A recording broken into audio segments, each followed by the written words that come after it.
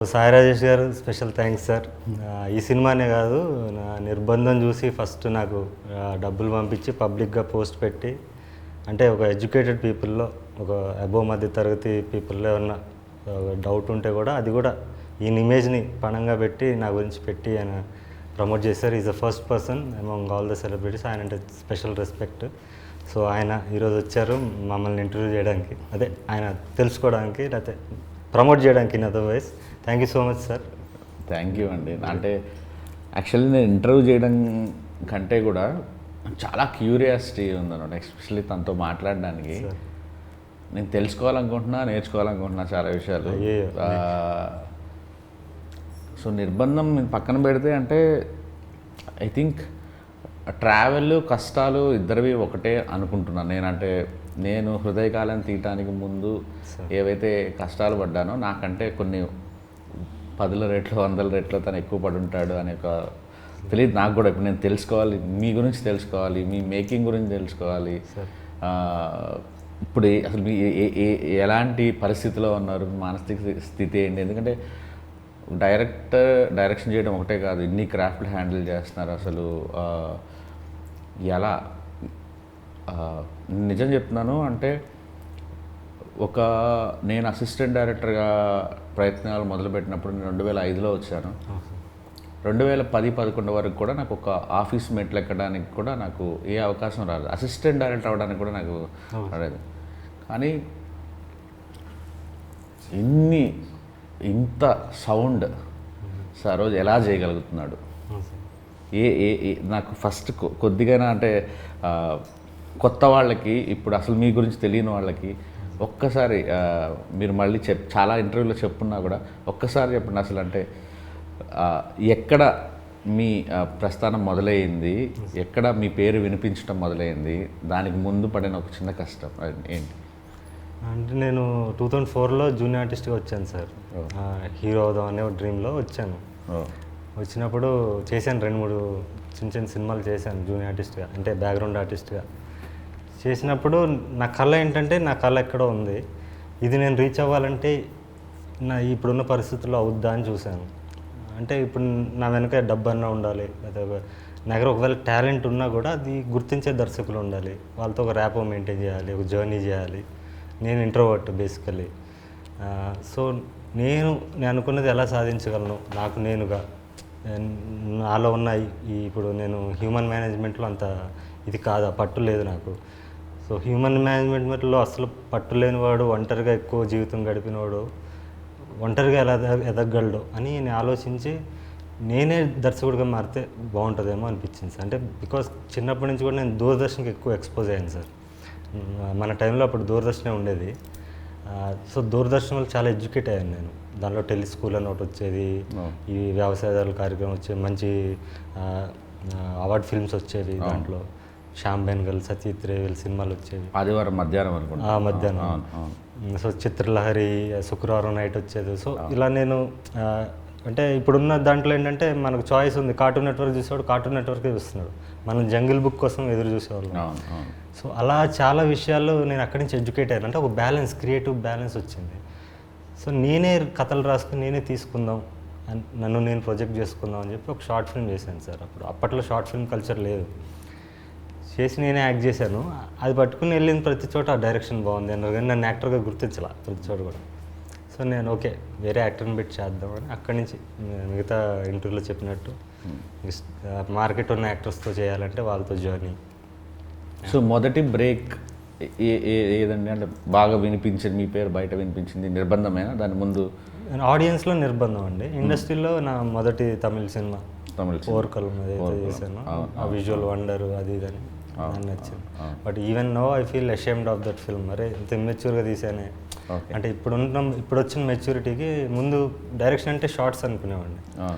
But now I realise direction is all about creating and capturing moments, human emotions. నేను మీ baby teaser చూసినప్పుడే నాకు cinema hit అని నాకు ఎందుకు అనిపించిందంటే, అందులో ఉన్న ఎమోషన్స్ కానీ, ఆ వింటాజ్ లుక్ కానీ, మీరు ఒక వరల్డ్ క్రియేట్ చేశారు. సో అది డైరెక్షన్ అని నాకు అర్థమైంది. ఎందుకంటే డైరెక్షన్ అనేది నా ఫస్ట్ ప్రయారిటీ కాదు కాబట్టి నేను దాని మీద సీరియస్గా లేదు. ఎప్పుడైతే నేను నటుడిగా మారానో I have become a better director right from నిర్బంధం. కానీ ఈ ఈ ఈ ప్రాసెస్లో మీరు హీరో అవుదామని వచ్చిన ప్రాసెస్లో మీలోని రైటర్ కానీ మీలో ఒక దర్శకుడు ఉన్నాడని ఎవరు చెప్పలేదా మీకు? అదే ఎక్కువ చెప్పారు. ఆ, మిగతా ఇది తెలియదు కదా సార్, నేను నా యాక్టింగ్ కోషంట్ వాళ్ళకి తెలియదు కదండి. ఓకే ఓకే సో అవి people recognise me and even now పెద్ద టెక్నీషియన్స్ కూడా, ఇప్పుడు రామ్ లక్ష్మణ్ ఫైట్ మాస్టర్లు కూడా ఓకే నీ సినిమా ఫైట్ చూసే మేము వెళ్ళి మహేష్ బాబు సినిమా చేసినా, అల్లు అర్జున్ సినిమా చేసినా నీ సినిమా ఫైట్ చూసి ఇన్స్పైర్ అయ్యి వెళ్తాం అని చెప్పారు. అంత పెద్ద ఫైట్ మాస్టర్లు నేను పుట్టక ముందు చేస్తున్నారు వాళ్ళు.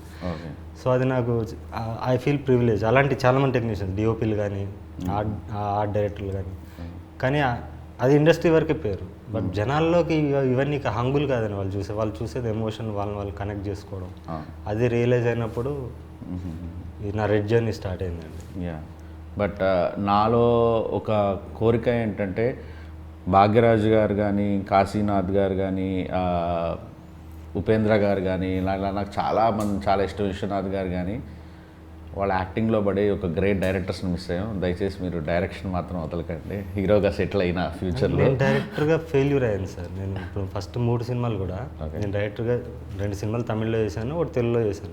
3 ఎవరు తెలియకుండా పోయింది. అవును, మణిరత్న గారికి 6వ సినిమా హిట్ అండి, మీకు తెలుసో లేదా, మౌనరాగం. అవును, కన్నడలో చేశారు. అండ్ నేను దాని గురించి కాదు, నేను ఇంపాక్ట్ ఇవ్వలేదు డైరెక్టర్గా. నాకు ఒక పర్టికులారిటీ లేదు కాబట్టి, నాకు అంటే ఇంట్రెస్ట్ లేదు, కంప్లీట్ ఇంట్రెస్ట్ లేదు కాబట్టి. ఇది ఎందుకు చేస్తా అంటే నా బతుకు తెరువు. నన్ను నేను ఎస్టాబ్లిష్ చేసుకోవాలంటే నాలో ఒక దర్శకుడు ఉండాలి, ఒక మ్యూజిక్ డైరెక్టర్ ఉండాలి, ఒక ఎడిటర్ ఉండాలి. ఇవన్నీ స్ట్రెయిన్, చాలా స్ట్రెయిన్ ఈ జాబ్. కానీ ఫైనల్గా వీడి కోసమే నేను బతుకుతున్నాను. సో వాడిని వదిలేసి మళ్ళీ నేను నాలాగా ఉంటే మళ్ళీ 3 సినిమాలాగా అయిపోతాను. అది నాకు ఆ క్లారిటీ ఉంది. అందుకే అతన్ని నడిపించడానికి దర్శకుడిని కూడా అలానే ముందుకు తీసుకెళ్ళి ఇద్దరు కలిసి వెళ్ళండి అంటున్నాను నేను చెప్పాను. అదే సో ఒకరి కోసం ఒకరిని వదిలేయకండి అంటున్నాను. బయట వేరే సినిమాలు చేసినప్పుడు మాత్రమే నటుడుగా చేస్తాను అండి. నా సొంత చేసినప్పుడు definitely I direct my self. అంటే సంవత్సరానికి ఒక సినిమా చేయాలని ఉంది. ఓకే, బయట నటులతో అయితే డైరెక్ట్ చేయలేను. అండ్ అంటే ఈ వీటన్నిటికీ వెనకాల యూజువల్లీ మనలాంటి వాళ్ళు అంటే ఇలా ఏ బ్యాక్గ్రౌండ్ లేకుండా మనమే ప్రొడ్యూస్ చేసుకొని, లేకపోతే మనం డైరెక్షన్ చేసుకొని ఎతికేట ప్రాసెస్లో 3 మార్గాలు అంటే, ఒకటి ఎక్కడో దగ్గర పెద్ద అప్పు తెచ్చి సినిమాలు చేయటం, లేదా ఫ్రెండ్స్ దగ్గర తీసుకోవడం, లేదా క్రౌడ్ పుల్లింగ్. సో మిమ్మల్ని నడిపిస్తుంది ఎవరు ఈ ప్రాసెస్లో, ఈ సినిమాలన్నింటిలో? అభిమానులు అండి. నేనంటే నా ఫ్రెండ్స్ ఉంటారు ఎక్కువ. నేను చెప్పాను ఇంట్రోవర్ట్, ఒంటరిగా ఉంటాను. అభిమానులే నాకు ఫ్రెండ్స్. సో అందులో అభిమానుల నుంచి వచ్చిన మ్యాడ్ ఫిల్మ్ లవర్స్ ఎవరైతే ఉంటారో, అరే వీడు రావాలి, వీడు మన పార్ట్ మనం చేయాలి అని అందరితో కూడా 1 to 1. వీళ్ళందరూ గ్రూప్గా కాకుండా విడివిడిగా నాకు ఫండ్ చేసి అన్కండిషనల్గా నువ్వు సినిమా చేయి అనే ఒక ప్రాసెస్ జరిగింది సార్. దానన్నిటికీ కారణం నా గత 3 సినిమాలు. నేను ఫ్రీగా రిలీజ్ చేసి కళనాది వేల మీద అనే కాన్సెప్ట్లో చేయడం వల్ల ఒక ఎమోషనల్ కనెక్ట్ అయిన వాళ్ళు ఎక్కువ మంది ఉన్నారు. ఓకే, వాళ్ళందరూ సపోర్ట్. నిర్బంధం ఆ టైంలో ఎంతండి మీ బడ్జెట్స్? యాక్చువల్లీ నిర్బంధం తక్కువే సార్. నిర్బంధం 8 daysలో తీసానండి. అది కూడా మేకింగ్ వీడియోస్ ఉంటాయి, చిన్న కెమెరాలు. నేను మొత్తం అన్నీ చూసుకోవాలి, నిన్న మొత్తం యూట్యూబ్లో మొత్తం షాక్ అయిన 8 daysలో తీసినట్టుగా. అది 8 days. నిర్బంధం 2 వచ్చి 22 daysలో తీసాను. అది మొత్తం పొలిటికల్ ఫిల్మ్. మాంగళ్యం కూడా ఇంచుమించు అన్ని డేస్లో 23-24 days. ఓకే, పరాక్రమం ఎన్ని రోజులు తీసారు? ఇది కూడా అంతే. కాల్ షీట్స్ ఎక్కువ అండి దీనికి, 57 call sheets. Okay, you follow అంటే యూనియన్ రూల్స్ అవన్నీ ఫాలో అవుతారండి, లేకపోతే గరిల్లా స్టైలర్? లేదు, ఇప్పుడు ఫాలో అవ్వాలి కదండి. ఇప్పుడు సినిమా మెయిన్ స్ట్రీమ్ చేస్తాం కదా. కెమెరామెన్ కూడా ఆయన పెద్ద కెమెరామెన్ అండి, 100% లవ్ చేసిన ఆయన. సో ఆర్ఎల్ఎక్సా కెమెరా అన్ని కొంచెం పెద్ద సెటప్. అండ్ నేను పరాక్రమం ట్రైలర్ నమ్మండి నమ్మకపోండి ఒక 10-15 సార్లు చూసుంటాను. Thank you so much. నిన్నటి నుంచి ఏదో మ్యాజిక్ ఉంది, మీలో మ్యాజిక్ ఉంది, మీ మాటల్లో మ్యాజిక్ ఉంది, మీ డైరెక్షన్లో మ్యాజిక్ ఉంది. You belong to somewhere. అంటే నాకు తెలిసి ఇంకొక 1-2 సంవత్సరాల్లో మీ పేరు గట్టిగా వినిపించబోతుందని నాకు తెలుసు. అంటే ఏముందో నాకు తెలియదు పరాక్రమంలో. నేను ఎందుకు అన్నిసార్లు చూస్తున్నానో కూడా నాకు తెలియదు. మళ్ళీ చూడాలనిపిస్తుంది, మళ్ళీ చూడాలనిపిస్తుంది. అందులో మీన్ అంటే నేను ప్రాపర్గా ఎక్స్ప్లెయిన్ చేయలేను. Well designed.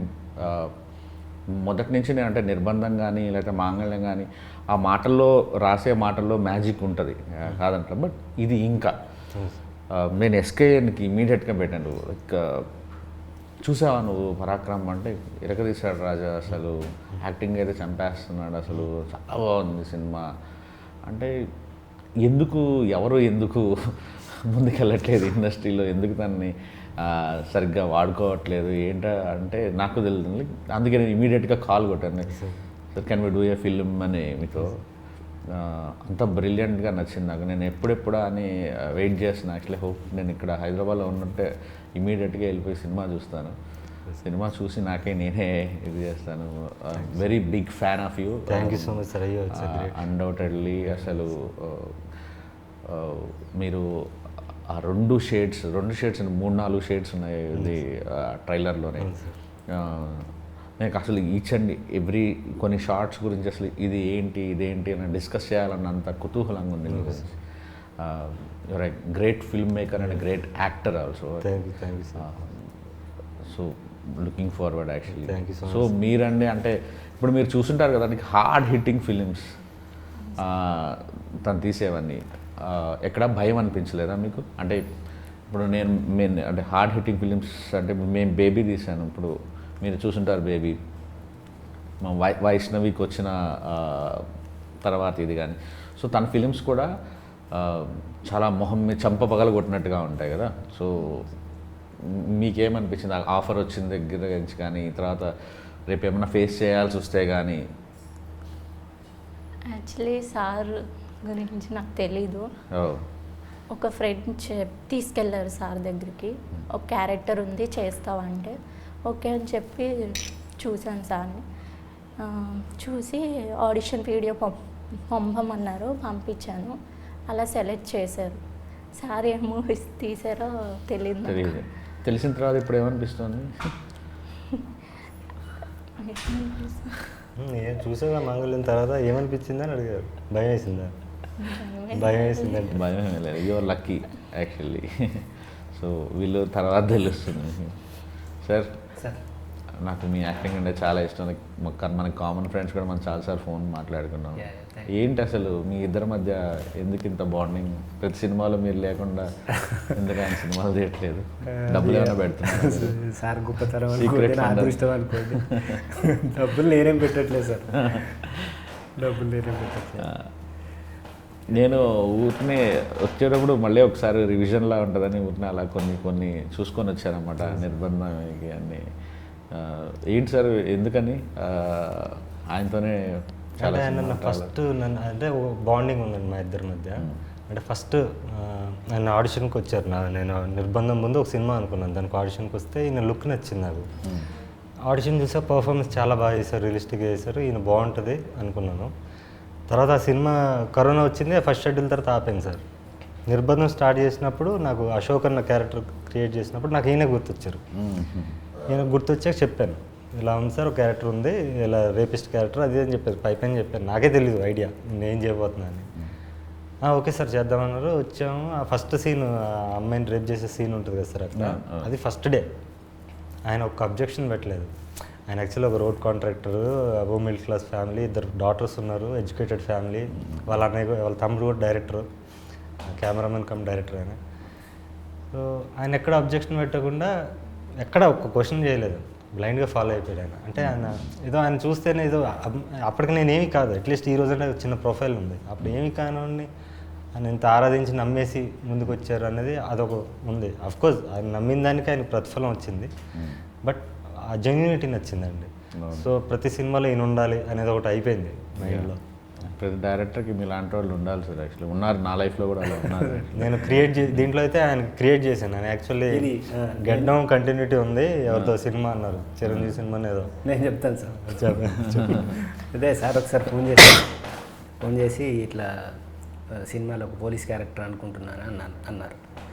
అన్న తర్వాత నేను వేరే మూవీ ఒకటి పీపుల్స్ మీడియా వాళ్ళది అనుకుంటే వెబ్ సిరీస్ స్టార్ట్ అవుతుంది అని చెప్పి వాళ్ళు ఓ లుక్ కూడా పంపించారు సార్. అంటే గడ్డం కొంచెం ఎక్కువ ఉంటుంది, ఆ గడ్డం పెంచండి, ఒక 2-3 మంత్స్ పెంచండి, ఇంత తర్వాత స్టార్ట్ చేద్దామని అన్నారు. ఆ టైంలో సార్ ఫోన్ చేస్తే సార్ ఇట్లా మరి గడ్డం ఉంది సార్, వేరే మూవీ ఇట్లా ఒకటి అంటే వెబ్ సిరీస్ ఒకటి ఆఫర్ వచ్చింది.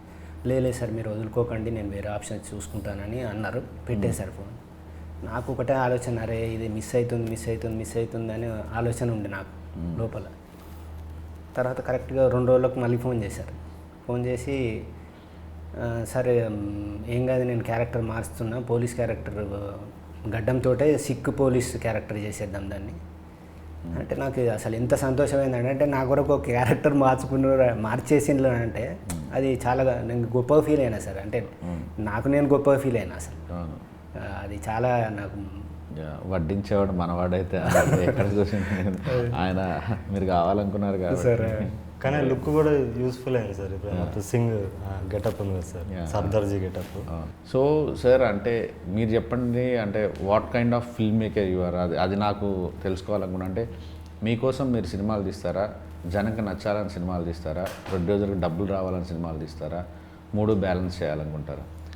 రెండోది సార్, జనాలు నచ్చాలి. జనాలు నచ్చితేనే ఆటోమేటిక్ మనీ విల్ ఫాలో కదా సార్. ఎక్కువ మంది జనాలు నచ్చాలి ఆబ్వియస్గా. అది ప్లస్ ఇంకోటి ఏంటంటే, ఇంతకుముందు చందమామ కథలు తీసేవాడిని అండి. ఫస్ట్ 3 సినిమాలు కూడా అలాగే రాసేవాడిని. నేను తర్వాత సమాజానికన్నా పెద్ద కంటెంట్ ఏముంది అనిపించింది. సమాజంలో ఉన్న కంటెంటే చాలా ఎక్కువ ఉంది, మనకు సొంతంగా రాయాల్సిన అవసరం లేదు అనిపించి దీంట్లోంచి ఇన్స్పైర్ అవుతూనే నా ఐడియాలజీని ఎంబెడ్ చేస్తూ నేను కథలు రాయడం మొదలుపెట్టానండి. అందుకని on location off the cuff రాస్తున్నాను. అంటే సినిమా స్టార్ట్ చేసినప్పుడు క్లైమాక్స్ ఏంటో తెలియకుండా స్టార్ట్ చేశాను ఆ మొదటి సినిమాలో. అలా స్టార్ట్ అయిందండి.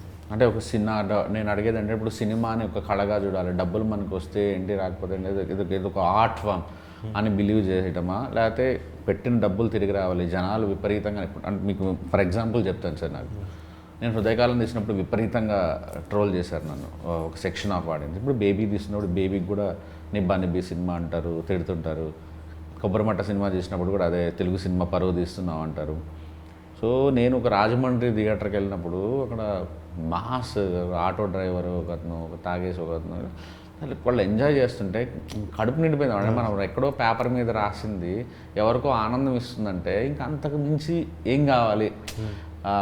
తిడితే తిట్టారు కానీ వీళ్ళందరినీ హ్యాపీగా ఉంచడమే వీళ్ళందరి దగ్గర ఉంటే దాని డబ్బులు కూడా ఫాలో అవుతాయి.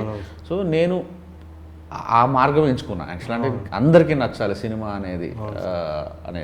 సో మీరు అదే ఫాలో అవుతారా, లేదంటే సినిమాకి ఒక బాధ్యత ఉండాలి, ఇది కొన్ని ఎథిక్స్ ఉండాలి, క్యారెక్టర్లకి? అంటే ఇప్పుడు బేబీ రాసేటప్పుడు ఫ్లాడ్ క్యారెక్టర్స్ రాశాను, కొంతమందికి అర్థమైంది, కొంతమంది ఉమెన్ ఇన్సల్ట్ చేశాను అన్నారు. బట్ అది దాంట్లో ఉన్న ఫ్లాడ్ క్యారెక్టర్, మనుషులు అలానే ఉంటారు నిజ జీవితంలో అనేది నేను అనుకున్నాను. సో మీరు ఎలా ఆలోచిస్తారు రాసేటప్పుడు? స్వేచ్ఛగా ఆలోచిస్తారా, లేదు సొసైటీలో ఇలా ఉన్నాయి కాబట్టి ఇలాంటిది నేను రాయకూడదు అనుకుంటారా, ఈ పాత్రలకి ఈ పాత్ర ధర్మాలు ఎలా ఉండాలనుకుంటారా, ఎలా అనుకుంటారు?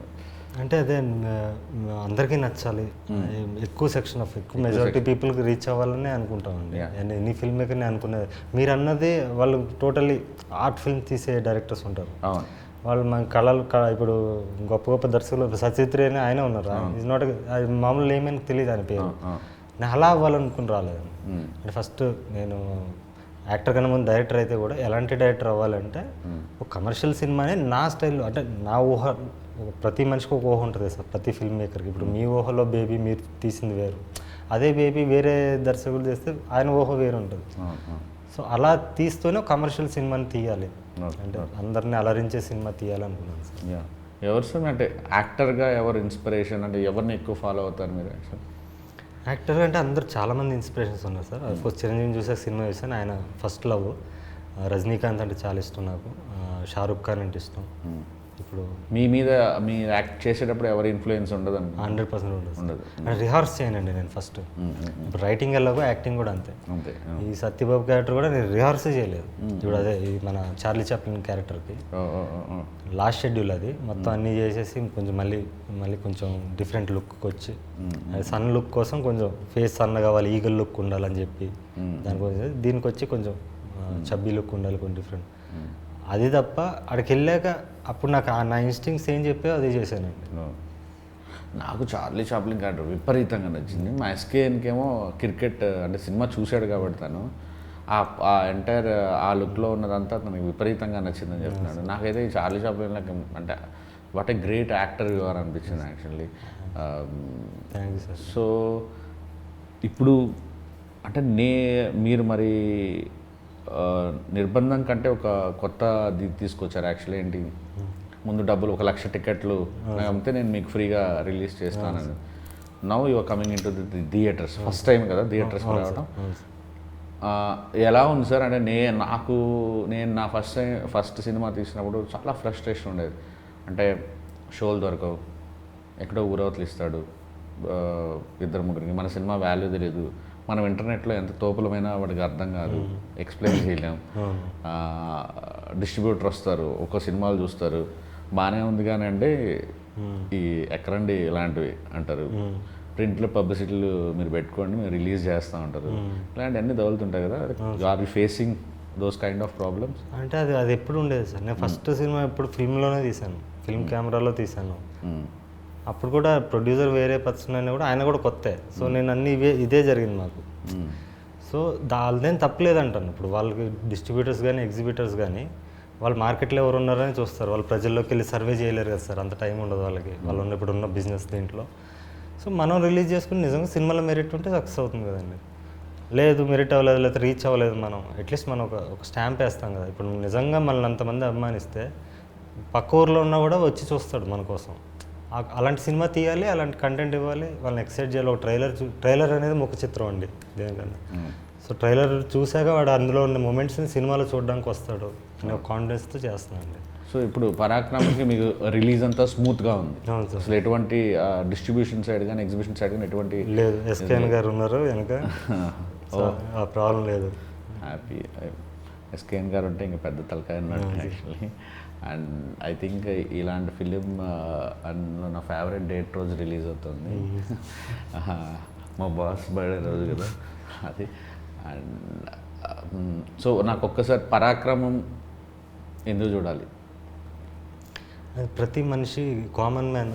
అంటే నేను అంటే నాలా బతికేయడం ఈజీ సార్. ఒక ఫోకస్ ఉండి ఒక ఇది ఉండి దానికోసం బతకడం ఈజీ. ఒక కామన్ మ్యాన్ అనేవాడు వాడు ఎన్నో కాంప్రమైజెస్, వాడు డ్రీమ్స్ని కంట్రోల్ చేసుకుని ఫ్యామిలీ కోసం ఇంకేదో బాండింగ్ కోసం బతుకుతుంటాడు. వాడు రోజు ఎంతోమందిని ఫేస్ చేస్తుంటాడు. వాడిని ద్వేషించేవాడు ఉండొచ్చు, వాడిని కామెంట్ చేసి ఒక బాస్ ఉండొచ్చు, వాడిని ప్రేమించి మోసం చేసిన వాళ్ళు ఉండొచ్చు, గెలిచిన ప్రేమ ఉంటుంది, ఓడిపోయిన ప్రేమ ఉంటుంది, గోతులు తగ్గడం ఉంటుంది, ఇలా రకరకాల క్యారెక్టర్స్ వాడి చుట్టుపక్కలే ఉంటారు. వీళ్ళందరినీ దాటుకుని వాడు జీవిస్తుంటాడు, లీడ్ చేస్తుంటాడు. కానీ వాడు ఊహలో మాత్రం వాడిని ఒక హీరోగా ఊహించుకుంటాడు, వీళ్ళందరినీ ఎలా కొట్టాలి, ఎలా తన్నాలి, ఎలా చేయాలనుకుంటాడు. సో అదంతా నేను సినిమాలో చూపించాలనిపించింది. సో లోవరాజ్ అనే మళ్ళీ కామన్ మ్యాన్కి ఏముంటుందంటే పుష్ప, కేజీఎఫ్ లాంటి సినిమాలు చూసి ఎంజాయ్ చేస్తారు, కానీ నేను వాళ్ళగా అవ్వాలనుకోరు. ఎందుకంటే క్రిమినల్ అవ్వాలనుకోరు ఎవరు. జైలు అంటే భయం, లేకపోతే రక్తపాతం ఇలాంటివి చేయకుండా మనం హీరో అవ్వాలనుకుంటారు. సో ఇందులో లోవరాజు రక్తపాతం చేయడు, క్రైమ్ చేయడు, ఏం చేయకుండా హీరో అవుతాడు. అంటే నేను ఒక 100 రూపాయలు పెట్టి టికెట్ కొనిపిస్తే నన్ను నవ్విస్తారా, ఏడిపిస్తున్నారా, రకరకాలుగా ఏ కైండ్ ఆఫ్ ఎమోషన్లోంచి నాకు హై ఇవ్వబోతున్నారు మీరు? అన్నీ ఉంటాయి సార్.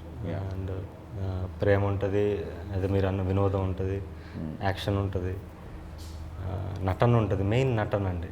నటన కోసం ఖచ్చితంగా సినిమాని నటనే తీసుకెళ్తుందని నా ఫీలింగ్. నేను అదే అనుకున్నాను. బట్ అన్ని క్రాఫ్ట్లు అమేజింగ్ ఉన్నాయి, బ్యాక్గ్రౌండ్ స్కోర్, ఎవ్రీథింగ్, యాక్టింగ్ దగ్గర నుంచి మ్యూజిక్ కానీ కెమెరా వర్క్ కానీ ఎవ్రీథింగ్ ఈజ్ సో గుడ్. నాకైతే ఈ సినిమా ఆడాలని మనస్ఫూర్తిగా కోరుకుంటున్నాను. నా ఇంటర్వ్యూలు చేసుకోవడానికి నేను భయపడతాను, అలాంటి వచ్చి కూర్చొని చేస్తున్నానంటే నాకు అలా అనిపించింది. హార్ట్ఫుల్గా విష్ చేస్తున్నాను సార్ ముగ్గురికి, ఆల్ ది బెస్ట్. ముగ్గురికి కెరీర్ సెటిల్ అవ్వాలి, మీరు పెద్ద స్టార్ అవ్వాలి, గ్రేట్ డైరెక్టర్ కూడా అవ్వాలి. Thank you sir. అందరికీ మెచ్చే రైటర్ కూడా అవ్వాలి. నాకు డైలాగులు మీ మాటలు రాసే పద్ధతి చాలా చాలా చాలా నచ్చింది. Good luck sir, good luck. Thank you so much. Thank you.